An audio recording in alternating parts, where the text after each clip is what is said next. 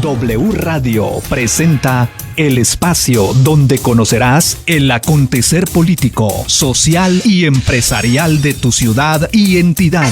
Contrapeso. La otra cara de la moneda. Análisis, entrevistas y lo que debes saber. Bajo la conducción de Sandra Martos. Contrapeso. Iniciamos. Hola, ¿qué tal? Muy buenas tardes. Feliz de saludarlas a todos en esta bonita tarde, día miércoles 29 de octubre de este año 2025. Estamos en su programa Contrapeso, yo soy Sandra Martos y estamos transmitiendo desde W Radio 97.7 FM. Fíjese qué padre, ¿no? 29 de octubre, el tiempo vuela, estamos a 2 días de que se termine octubre y vamos sobre el mes de noviembre. Decíamos el programa anterior que el clima está cambiando, ya se siente distinto, ya el calor no está tan fuerte, sin embargo todavía tenemos ahí calorcito, nos estamos como acomodando todavía con el clima del calorcito que ahí persiste y persiste, sin embargo nos sentimos contentos porque también se vienen vientos fríos en la mañana y listos nuestros amigos en la mesa de hoy para que usted les pregunte lo que quiera porque el tema está muy interesante, tiene que ver con mover esta situación que estamos viviendo a nivel nacional con el tema del campo y desde luego algo más local, pero obviamente nos compete ponerlo sobre la mesa, el tema de la ciudad de Culiacán, una percepción de los ciudadanos a nivel nacional y de la gente en general como la más insegura del país. Imagínese usted. Por eso le decimos hoy, el pulso del campo y la ciudad del miedo. ¿Será de miedo? Pues vamos a ver qué dicen nuestros compañeros aquí en la mesa. Ahora voy con ellos porque ya está con nosotros aquí nuestro querido amigo. Él es periodista y se llama Patricio Cepeda. ¿Cómo está, Patricio? Muchas gracias, bien, excelentemente. Gracias por la invitación a este programa. Que se acerque al MIR, como me dice allá Carlos. Muchas gracias por la invitación, Sandra, y a todo el equipo de radio. Estamos aquí para expresar las opiniones de temas interesantes que a la sociedad está al pendiente y pues algo tenemos que aportar para ellos. Sí, que le interesa a la sociedad. Sí. No, muchas gracias. Bienvenido, ya sabes. Y luego vengo acá con el licenciado Julio Alvarado. ¿Cómo ha estado? Adiós, gracias, bien, muy bien. De nueva cuenta, muchas gracias por la invitación, Sandra. Ajá. Saludo con afecto a mi amigo y compañero en la mesa, al licenciado Patricio Cepeda, y un saludo afectuoso a todos los que nos ven y nos escuchan. Sí, claro que sí. Y bueno, pues nuestro amigo licenciado Julio Alvarado también ya ha estado como Patricio en otros momentos en la mesa. Y pues Julio es abogado y abogado de los buenos. Patricio, sí. ¿Eres abogado también? También. Contador.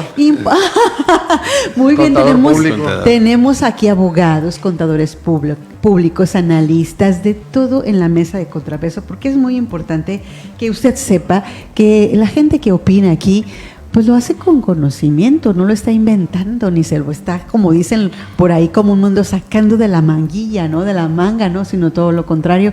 Hay expertise, hay experiencia y eso nos agrada. Pues hablando de este tema de expertise, a ver, vamos viendo el tema del campo, pues como que las noticias cambiaron un poquito.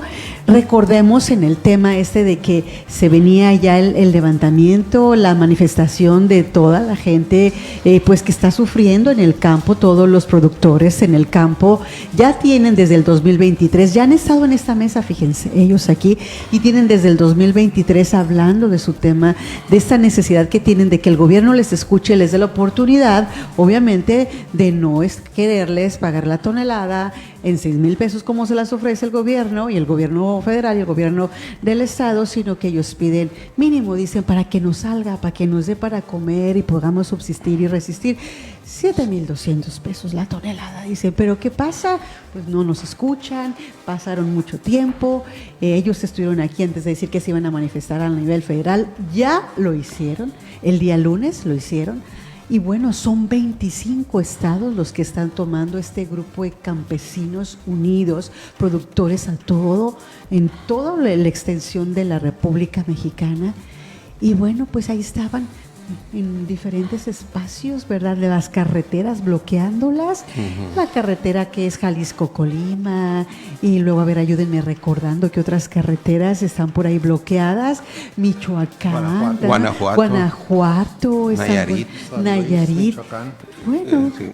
Y pues se lo pongo en contexto al público. Yo sé que ustedes nos van a dar su opinión casi bien todo dada. el territorio nacional. Sí, casi todos estos espacios, pero al parecer declaraciones ya del señor secretario de Agricultura, el señor secretario federal de Agricultura, Julio Verdeguer, dijo que habían negociado, que habían llegado a acuerdos, y eso que lo habían hecho como a las 2 de la mañana de este día miércoles. Del día de hoy, afortunadamente. Sí, ¿verdad? Sí, que hubo negociación y que pudieron llegar a acuerdos. Voy con usted, licenciado Julio, porque ya trae la palabra ahí en la boca. Y me encanta eso, para que nos dé su opinión. Pero yo quiero ver, a ver qué dicen ustedes sobre esta negociación. 2 de la mañana, tuvieron buenos acuerdos. Estuvo en la mañanera él, lo describió todo. La presidenta muy feliz, se le veía con una sonrisota. Pero parece que hay unas noticias diferentes a estas, pero yo quiero escucharlas. Sí, eso es un problema recurrente. La verdad es que año con año se presenta este problema, el tema del precio de garantía de la tonelada del maíz, específicamente del maíz blanco. Hay que ser muy claros en eso. Sí, claro. Y bueno, que hay que poner en contexto que el precio del maíz se determina básicamente en la bolsa de valores, de granos de valores de Chicago. Esa determina el precio del maíz, sobre todo también para los productores agrícolas en México, virtud de que se encuentran inmersos en el Tratado de Libre Comercio, de ahí que surge este compromiso y esta condición de sujetarse a ese tipo de determinación del precio. Y bueno, lo que se tiene ahorita se determina en base al dólar y también en base a la especulación. En base a la especulación, la bolsa de valores de granos de Chicago se mueve exactamente igual, y el comportamiento es exactamente igual que las otras bolsas de valores de Nueva York, en la que se cotizan en dólares, en dinero. Es exactamente igual, y bueno, el comportamiento es en función de cómo se mueva la bolsa. Y es a partir de ahí donde se determina el precio. Y bueno, se determina en base al valor del dólar. Ocurre que ahorita anda como en 81, 82. El precio del dólar anda como en 3,000 o 4,000 pesos la tonelada según la bolsa de Chicago. Por eso es que no hay mucho margen del gobierno mexicano para ofrecerles el precio de garantía, porque es muy bajo el valor que determina la bolsa de Chicago.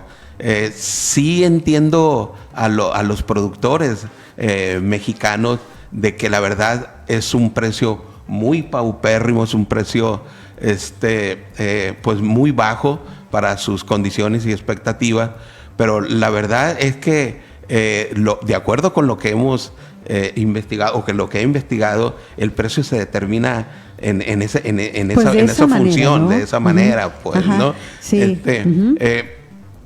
Hay que ser específico en el sentido de que en este momento los productores agrícolas en Sinaloa pues no tienen maíz para vender.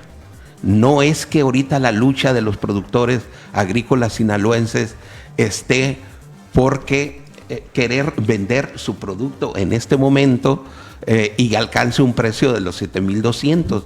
Su lucha es para que cuando ellos la cosechen, Claro. Pero a diferencia de otros productores que sí tienen su maíz, como en Michoacán, como en Guanajuato, fueron primero incluso estos productores quienes aceptaron la negociación porque ellos ya tienen en su producto para comercializarlo, pues, ¿no? A diferencia de los productores agrícolas de Sinaloa, porque se preguntaban también, yo creo que por qué no había habido tanto movimiento en Sinaloa, a diferencia de otros estados como los de Michoacán y Guanajuato. Creo que la respuesta obedece al sentido de que en Michoacán y en Guanajuato los productores ya resentían ya en este momento una afectación, a diferencia de lo que pudiera ocurrir. Vamos con Patricio, el licenciado Julio, para que complemente lo que usted está diciendo, o bien diga de otro punto de vista, que es importante también escucharlo, porque el tiempo se nos acaba. Bien, yo analicé las propuestas que hizo el gobierno federal con los agricultores, y es para un sector, se le llaman para el Bajío. Y ese sector pues corresponde a lo que es el centro de la República, Guanajuato, Zacatecas, Jalisco, Michoacán, San Luis, y no me acuerdo cuál otro, pero no está incluido Sinaloa, y no se levantó la protesta totalmente a los agricultores, que acertadamente tienen mucha razón, por lo que comenta el licenciado Julio, que el precio de garantía ni siquiera para determinar los costos, entonces no le deja ningún margen de utilidades a los agricultores, y es necesario la protesta, y las propuestas del gobierno federal pues se rigen sobre 5 puntos más o menos, y hablan de un subsidio de 950 del gobierno federal y los estados, y le llega a quedar como a 6.500 por ahí, un precio que les van a dar, y muchos quedaron conformes a reserva de que todavía iban a hablar con el industrial, con el comprador. Así quedó, y con esa mesa de diálogo que se integró, que se va a integrar para mejorar los precios. Yo considero que estos puntos pues son buenos, pero no dejan de ser temas políticos, que si van a cumplir o no cumplir, porque del dicho al hecho hay mucho trecho, y los agricultores pues siempre los han tratado así, los engañan. Y los que están en Sinaloa, que no se levantaron, que todavía están en las casetas, pues están demandando el pago de las cosechas del año anterior, me parece, y un precio justo. Creo que la unidad de todos los mexicanos en el ramo, en el sector agropecuario, debe ser para que el precio sea garantizado, porque hay muchos temas de qué hablar, pues el espacio de aquí es corto, y podría decirte, ¿quién se lleva las utilidades de los agricultores? ¿En dónde quedan las utilidades y todo el trabajo que hace el agricultor, ¿no? Entonces, hay dos puntos de vista que ahorita lo vamos a ver. ¿Por qué el gobierno federal no impone un precio, y por qué estamos en el Tratado de Libre Comercio cuando no puede competir el agricultor con esas grandes países que producen más de 300 millones de toneladas, y aquí en Sinaloa menos de 5 millones, y en toda la República 35 millones de toneladas de maíz? Entonces, no es leal el decirte el precio de garantía 3.000, 3.500 o 3.600 para el agricultor sinaloense y en la República, no es justo. Ok, bueno, nos vamos a tener que ir a la pausa. Qué bueno que ya estás aquí, Fernando. Gracias, te estábamos esperando. Sí. Sí. Y ahorita que regresemos te presento bien, y ya nos puedes explicar lo que gustes, ¿de acuerdo? Ok, vámonos a la pausa, y ahorita le vamos a dar continuidad a este tema, porque obviamente no lo hemos concluido, ¿sí? Vámonos a la pausa, este es muy breve. Yo soy Sandra Martos, está en su programa Contrapeso. Enseguida regresamos con Sandra Martos en Contrapeso, la otra cara de la moneda. Muy bien, de regreso aquí en su programa Contrapeso, yo disfrutando de esta mesa con los compañeros, pero vamos a disfrutar más aún porque ya está aquí nuestro amigo y compañero Fernando Camacho. ¿Cómo estás, Fernando? ¿Llegaste con un cubrebocas? Hola, ¿qué tal, Sandra? Muy buenas tardes. Saludos a los compañeros de la mesa, a tu equipo y a todos nuestros amigos radioescuchas. Sí, fíjate, traía una pequeña alergia debido a que en un juzgado tenían el aire acondicionado muy alto. Y fíjate que al salir de la oficina, pues está todavía el sol calientito, o sea, todavía pega el sol de manera fuerte. Y ahí por ahí hubo un desbalance y me dio una pequeña alergia, pero todo bien, gracias a Dios. Y una disculpa por llegar tarde. No tiene COVID, no se preocupe. Ni influenza Patricio y el licenciado Julio no tienen COVID ninguno. Es correcto. Se va a saber. Ok, estamos trabajando sobre el tema, abordando este tema tan interesante del campo a nivel nacional.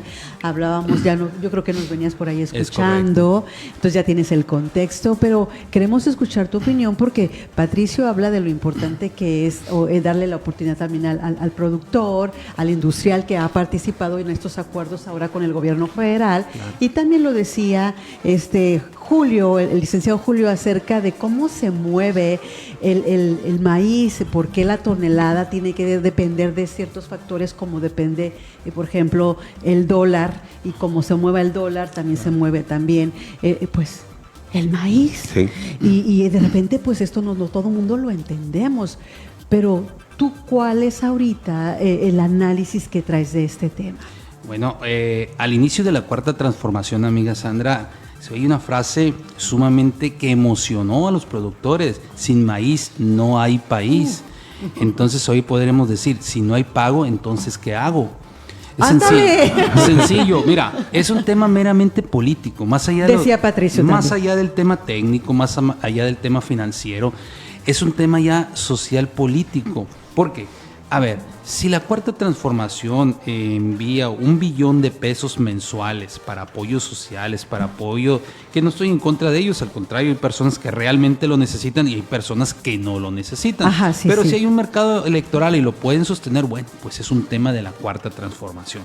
Aquí el más afectado es el productor, porque cuando el productor no puede llevar a su mesa el alimento, entonces hay un desbalanceo bastante fuerte y terrible en este tema. Sí, claro. Tenemos históricamente el campo ha sido parte fundamental de este país, no solamente en Sinaloa.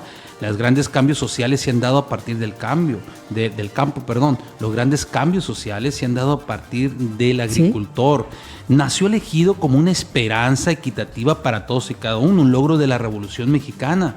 Pero al final de cuentas, el mismo capitalismo o el mismo neoliberalismo que acusa la cuarta transformación, pues consumió ese ejido. Vemos ejidos de 2 ejidatarios, un ejidatario que ya es dueño prácticamente de todo. Pero aquí el gran tema y la gran sospecha que podemos tener todos es por qué, si llega un gobierno de izquierda que se supone ha empleado dentro de sus frases, las frases de la Revolución Mexicana, las frases de los grandes cambios sociales que se han dado, las frases incluso te puedo hablar de guerrilleros como Lucio Cabañas por allá en los 70s, en los que abrazaron el tema del campo. ¿Por qué no se apoya? Porque es un tema político, amigo. La cuarta transformación no ha podido penetrar las asociaciones agropecuarias o de agricultores, no ha podido penetrar la ARC, no ha podido penetrar la CADES, no ha podido penetrar la CNC. Ese es el gran tema político que debemos desmenuzar. ¿Por qué no se apoya el campo si tenemos apoyos sociales? Porque es un tema que tiene que ver con un mercado electoral que no han podido penetrar. Ojo, recordemos nosotros que Andrés Manuel López Obrador en el 2017, en su campaña, 2018, pidió que la gente del campo llevara su pluma para votar y la gente del campo le respondió, amiga. Sí, es correcto. Y fíjate, Fernando, Patricio, el licenciado Julio, todos aquí en la mesa, qué contradictorio. Bueno, es un tema, vamos a llamarlo un tanto político, por ahí vamos a irnos. Pero aquí quienes están padeciendo pues son los productores y con ello el resto de la sociedad y el mover económico, porque es el producto básico de subsistencia, ¿no? Entonces se depende de esto. Entonces, la noticia es, y se las pongo también sobre la mesa, estos acuerdos que aparentemente se dieron con Julio Verdaguer y bueno, y algunos de los productores hoy en la mañana también tempranito, el señor, específicamente Baltasar Valdés Armenta, que es el presidente de los Campesinos Unidos y que tiene su representación aquí en Sinaloa, pues está dando la voz por todos los campesinos a nivel nacional y desmintió. Él desmiente esta parte y dice, no es así, no hay acuerdo. Y entonces empieza a hablar de cuáles son sus posturas y qué es lo que sigue. Entonces, todos esos acuerdos que nos leyeron en la mañanera, no sé si dieron por cuenta por ahí la mañanera, entonces hace hincapié, énfasis, el señor Baltasar, que es mentira, que hubo un solo acuerdo con unos representantes nada más de un estado y que era Jalisco. Hasta ahí. Y entonces empieza a desmenuzar qué es lo que realmente ellos quieren y con esto, pues de alguna manera deja entredicho o pone ahí pues muy mal a la presidenta y al señor Julio Verdeguer como el secretario de Agricultura del Estado. Entonces, Patricio, ¿cómo ves esta situación? Porque acá dicen, o sea, de una dice Baltasar, eso es mentira, está mintiendo, no sé por qué razón está mintiendo Julio Verdeguer y qué está pasando. Bien, en mi opinión, yo analizo la situación en todo su contexto global. Claro. Y creo que el agricultor tiene unos serios problemas porque no tiene el respaldo de un gobierno legítimo, sino un gobierno político que no cumple, que no ha llevado de la mano hacia el progreso, a hacer políticas justas y científicas, comprobadas, en analizar los precios que tienen. Simplemente la gasolina, los insumos, la cosecha, el transporte. Entonces tiene que enfrentar una serie de problemas el agricultor y todavía el precio no lo pone él, se lo impone.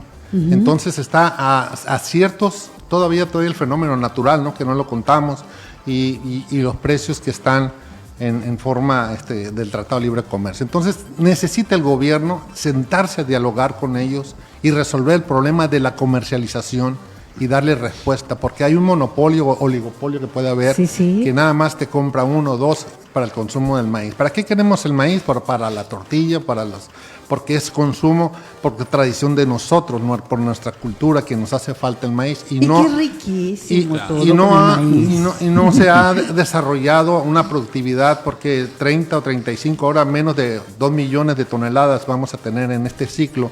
Entonces hace falta que el gobierno se siente a dialogar de veras para querer hacer las cosas, y no en términos políticos, en términos reales, porque así lo traen al agricultor, no lo defiende, y el campo debe de estar, como también las otras actividades del de pesca y el ganadero, que son prioridades para el consumo humano y de México, para el progreso de nuestras familias, porque ellos, ¿cómo va a ser posible que año con año tengan que tumbar puertas, tomar casetas y gastar el poco dinero que no tienen? ¿Tú crees que ir a transportarse, estar 3 días ahí sin comer y trabajar sin ingresos? ¿Cuál es la fuente de ingresos del agricultor?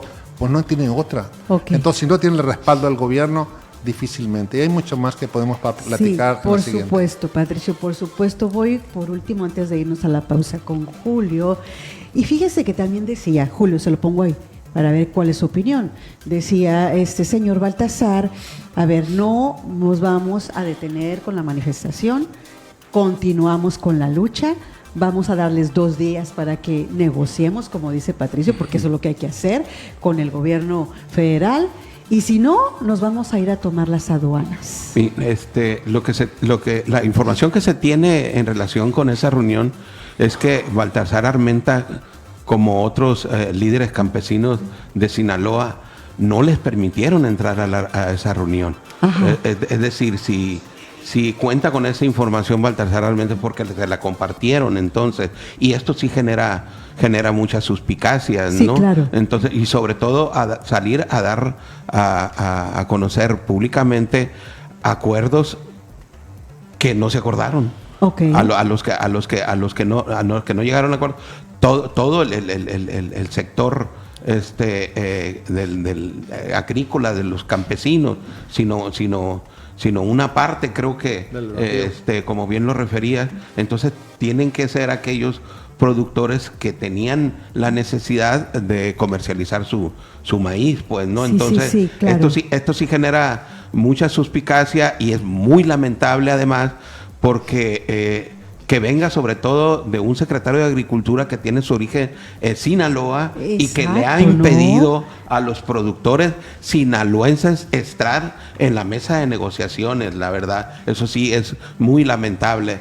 Y más allá de los compromisos que recientemente se hicieron públicamente a través de la Presidenta de la República, no hay que olvidar que estuvo en Mazatlán y públicamente se comprometió a que iban a ser atendidos los productores sinaloenses. Vino Julio Verdegué incluso y se llevó las demandas de los productores sinaloenses y no pasó nada con ellas, pues, ¿no? Ok, vamos a irnos a la pausa y al regreso vamos a concluir todos en un minuto con este tema, 1 minuto cada uno, y nos vamos sobre el otro tema, porque hay que darle una conclusión a nuestro auditorio. ¿Están de acuerdo? De acuerdo. Ok, yo soy Sandra Martos, está en su programa Contrapeso. Ya regresamos, continúe con nosotros. Enseguida regresamos con Sandra Martos en Contrapeso, la otra cara de la moneda. Voy ahora con Fernando.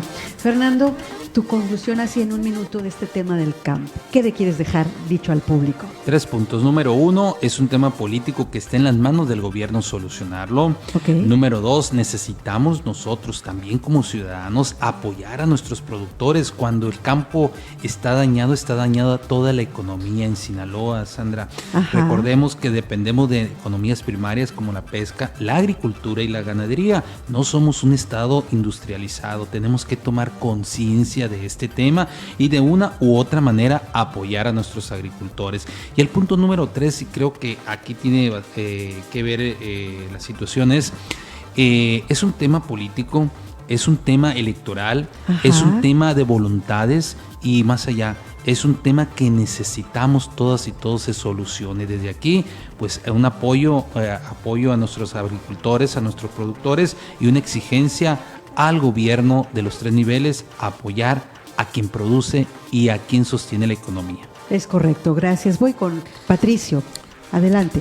Bien, yo opino que los agricultores van a seguir año con año, si no se organizan y buscan la forma de comercializar a buen precio sus productos, y tiene que ser un movimiento entre la federación, el Estado, y entran los diputados también a un consenso para buscar la solución y que no vuelvan a aparecer este tipo de problemas y que tengan precios justos, porque ellos tienen derecho a vivir bien, claro, a ganar por su trabajo y no a salir igual. El costo con lo que venden no es justo. El producto de la tortilla, el precio, creo que va a ser afectado.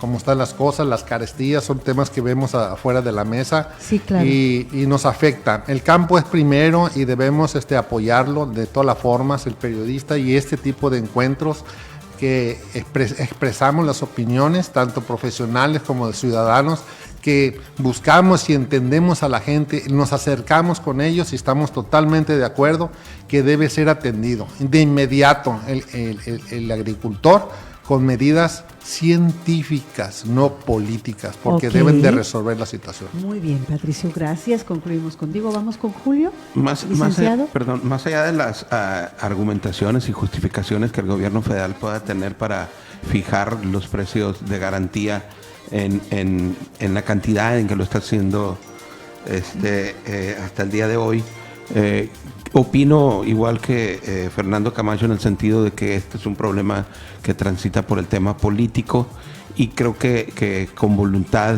del gobierno federal podría ponerse en la balanza y aumentar también el precio de garantía. Claro, sí es un tema que transita por lo político y creo que es cuestión de voluntad.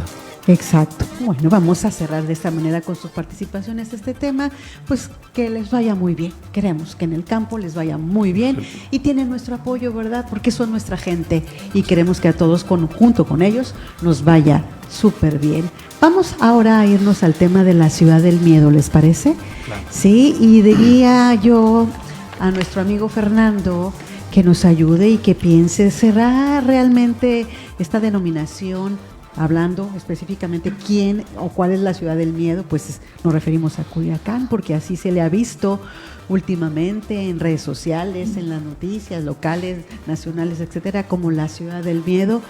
Y yo quisiera preguntarte, Fernando, a ti, para que, no sé, nos repartamos en 2 minutos cada quien esta participación. ¿Qué opinas? Bueno, el título, la verdad, amiga Sandra, lamentablemente es muy acertado. Tenemos miedo en Culiacán, tenemos miedo en Sinaloa y tenemos miedo en México entero. Hay que ser preciso en ese tema. Es un tema de seguridad ya insoportable.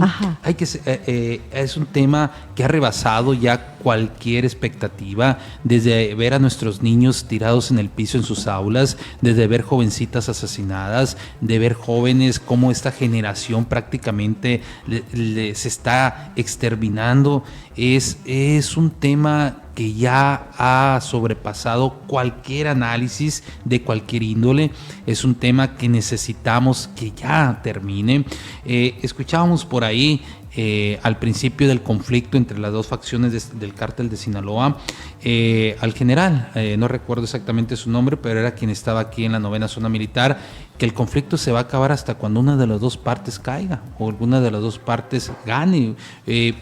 Aquí wow, la intervención del gobierno en patrullajes, lo podemos ver a una ciudad militarizada, una ciudad con personal de inteligencia, se habla de seguridad, pero no vemos avances.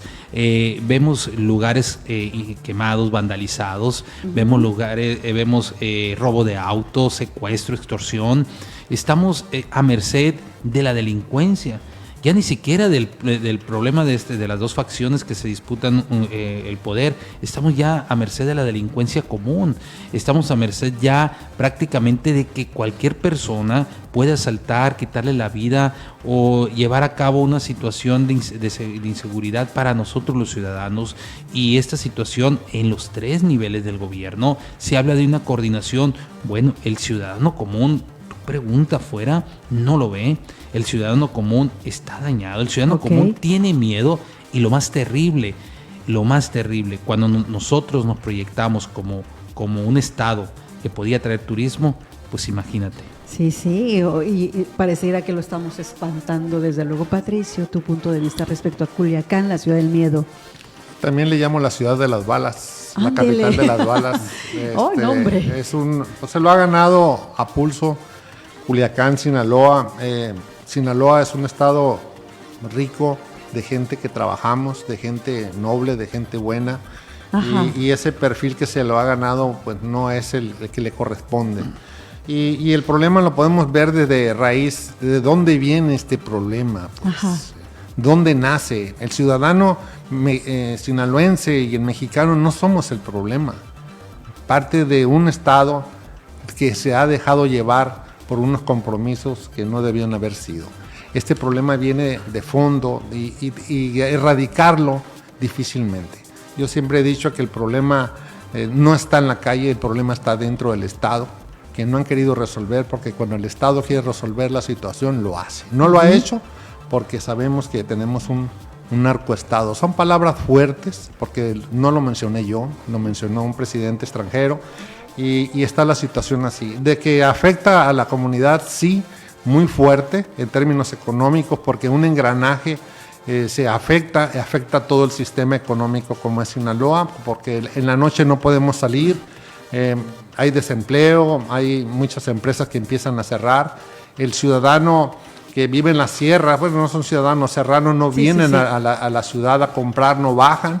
Como yo he visto ahí en el mercadito donde le llamo El Tiempo se detuvo, están muchas cortinas abajo, afectan las familias, el estudiante, los niños agachados en las escuelas, el deporte, y muchos sectores. Entonces, mismos profesionistas me han dicho, oye, ya no tengo caso, no tengo asuntos.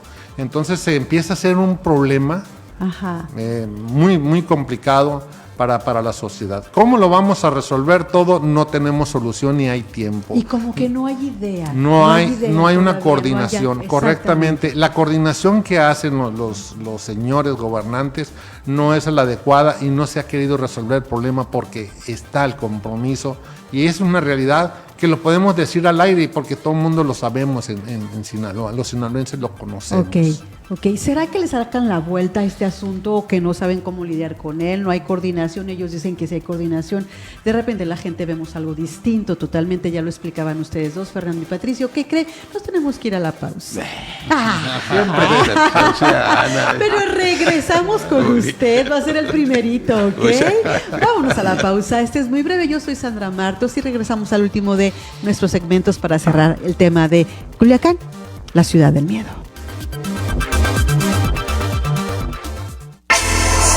Enseguida regresamos con Sandra Martos en Contrapeso, la otra cara de la moneda.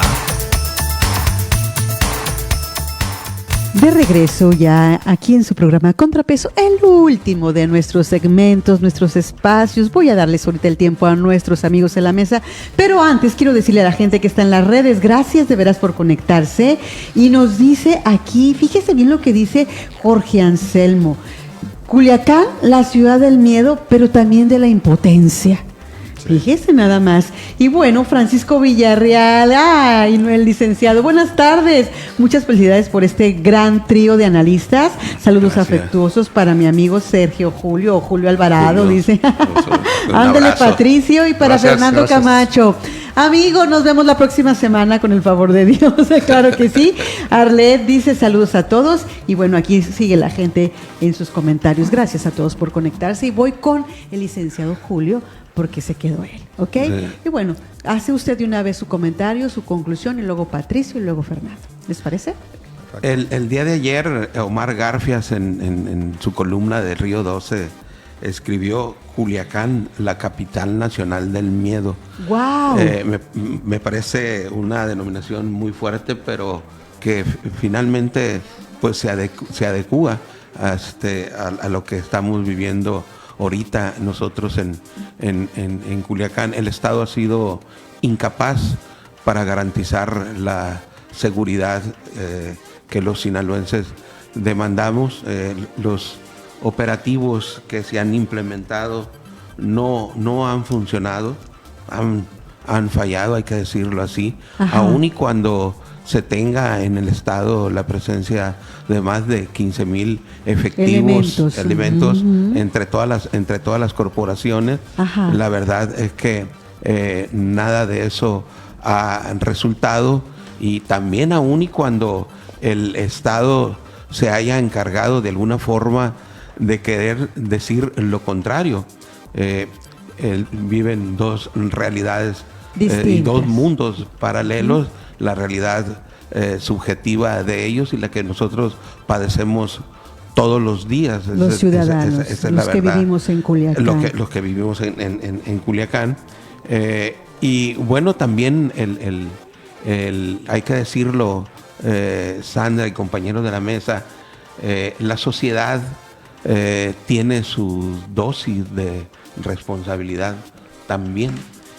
Cuando por omisión se dejan que pasen este tipo de circunstancias, de atropellos, de situaciones, y una sociedad que no se organiza también, creo que también tiene su dosis de responsabilidad.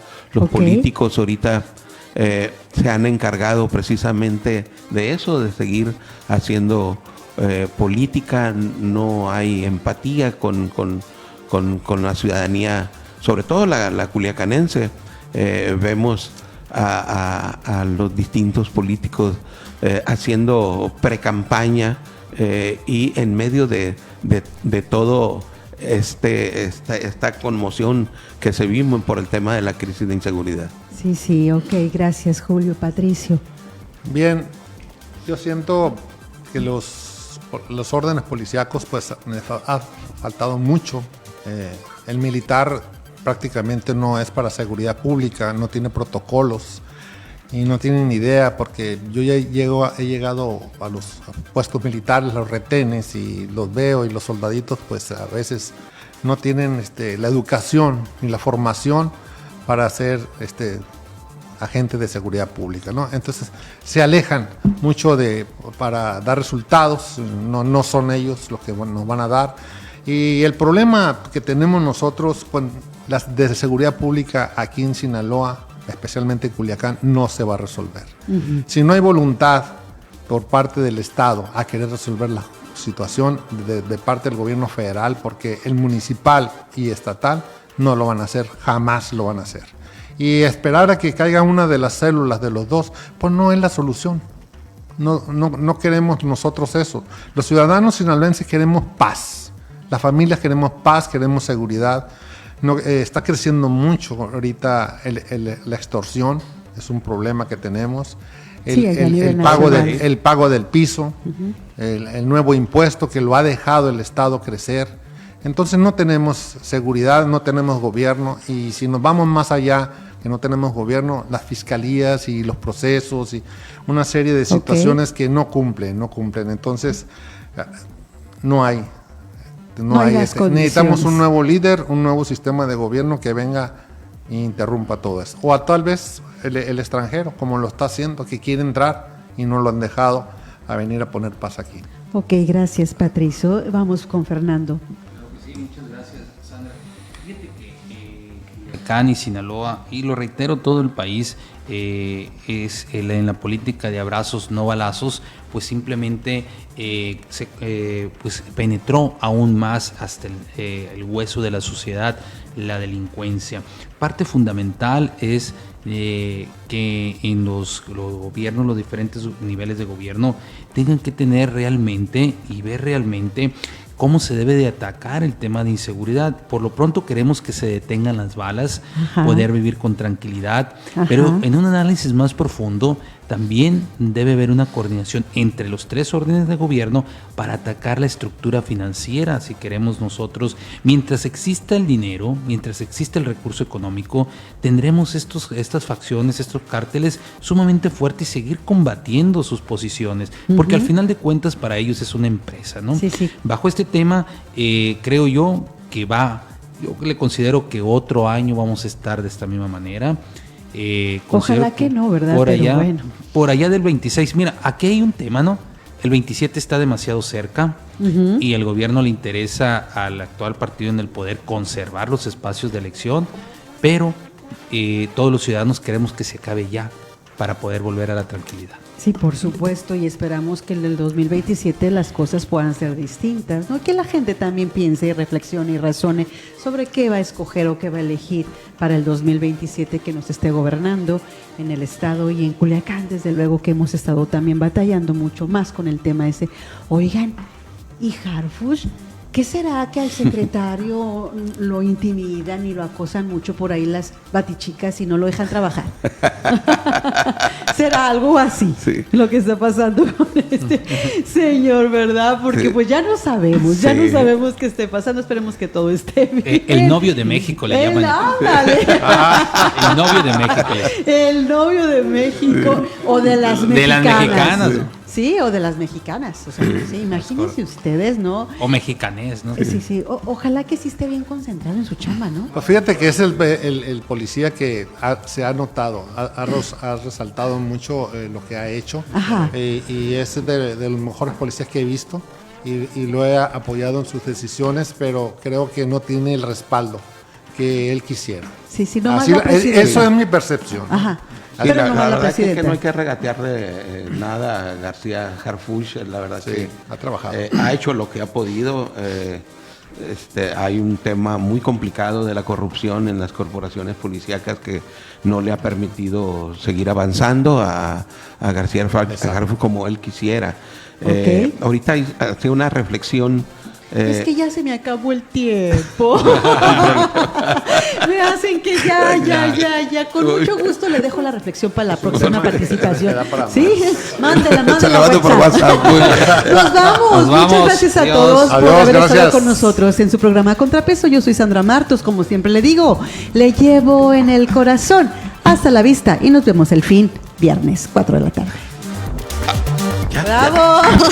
W Radio presentó Contrapeso, la otra cara de la moneda. Análisis, entrevistas y lo que debes saber. Contrapeso, bajo la conducción de Sandra Martos.